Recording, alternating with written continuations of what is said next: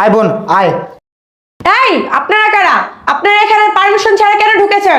আরে এই মেয়ে, তোমাকে নিকটাকে বের করে দিলাম, তুমি কেন আসছো? আরে আপনার কি কমন সেন্স নেই? আপনি অফিস রুমের মধ্যে লঙ্গি পরে চলে আসছেন। বের হন বলছি, বের হন। ম্যাডাম আমরা গরিব মানুষ ম্যাডাম, আল্লাহর দোহাই লাগে ম্যাডাম, আমাকে এরকম করে বাই করে দিয়েন না ম্যাডাম। এই আপনারা গরিব, তাতে আমি কি করব? সব শিক্ষা প্রতিষ্ঠানের একটা ডিসিপ্লিন আছে, আর আপনারা ডিসিপ্লিন ভঙ্গ করতেছেন বারবার। আপনারা কি করে ভাবলেন আপনাকে আমি সুযোগ করে দিব? আরে এখানকার কি সবাই কি মরে গেছে নাকি? ওদেরকে বারবার ঢুকতে দিচ্ছে কেন? দারোয়ান! ম্যাডাম আল্লাহর দোহাই লাগে ম্যাডাম, এভাবে দারোয়ানটাকে আমাদেরকে বের করে দিবেন না ম্যাডাম। আমরা অনেক গরিব মানুষ ম্যাডাম, আমি রিক্সা চালাই অনেক কষ্ট করে আমার বোনটারে লেখাপড়া করাইতেছি ম্যাডাম। আমি টাকা ম্যানেজ করতে পারি নাই দেখে ম্যাডাম পরীক্ষার ফিসটা দিতে পারি নাই।